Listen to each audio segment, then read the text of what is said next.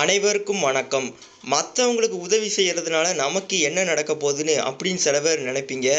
ஆனால் மற்றவங்களுக்கு உதவி செய்கிறதுனால இன்னைக்கு இல்லாட்டினாலும் எப்போமாச்சு உச்சத்தை அடைய முடியும் அப்படின்னு உணர்த்துகிற கதை தான் இது.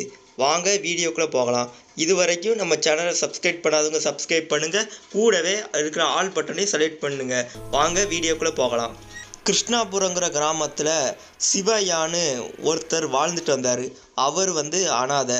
சின்ன வயசுலேயே தன்னோட அப்பா அம்மா இறந்ததுனால அவர் தனியாகவே வளர்ந்தார்.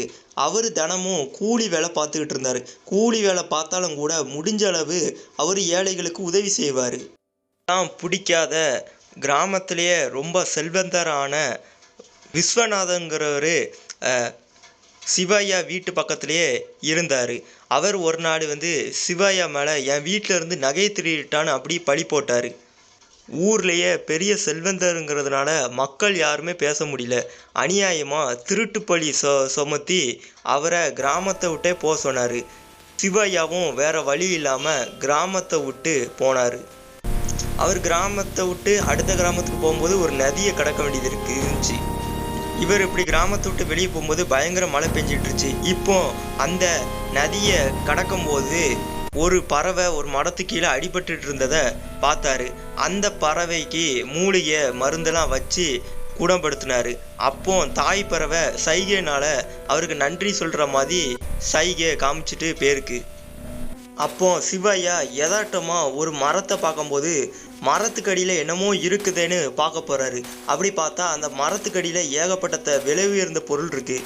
இதெல்லாம் அரண்மனையை சார்ந்தது. இப்போ தான் சிவையாவுக்கு ஒரு விஷயம் ஞாபகத்துக்கு வருது. அது என்ன அப்படின்னா, கொஞ்ச நாளைக்கு முன்னாடி அரண்மனையிலேருந்து தங்க பொருட்களை அடிச்சிட்டாங்க. கொள்ளைக்காரங்களை யார் பிடிச்சி கொடுக்கீங்களோ அவங்களுக்கு சன்மானம் வழங்கப்படும். அது மட்டும் இல்லை, இளவரசையும் திருமணம் பண்ணி வைப்பேன்னு இப்படி சலுகையை அறிவிச்சாரு. அப்போ சிவையை யோசிக்காரு, இதை கொண்டு போய் அரசர்கிட்ட கொடுத்துடலாம் அப்படின்னு யோசிக்கிறாரு. அப்போ இந்த பொருளெல்லாம் திருட சிவையா கிட்ட சண்டை போடுறான். சண்டையில் சிவையா அந்த திருடனை பிடிச்சிட்டாரு. அந்த திருடனை பிடிச்சி அரண்மனையில் ஒப்படைச்சிடுறாரு.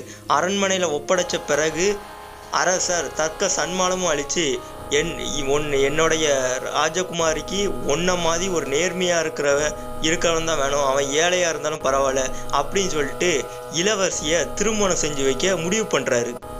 இதோட நம்ம உதவி செய்கிறது பலனை எதிர்பார்க்காம உதவி செய்யணும். நம்ம பிறருக்கு உதவி செய்யணும்னு நினச்சா நம்ம என்னைக்காச்சும் ஒரு நாள் வாழ்க்கையில் மிகப்பெரிய இடத்த அடைவோம். நன்றி, வணக்கம். நம்ம சேனல் சப்ஸ்கிரைப் பண்ணாதவங்க சப்ஸ்கிரைப் பண்ணுங்கள். தேங்க்யூ ஃபார் வாட்சிங்.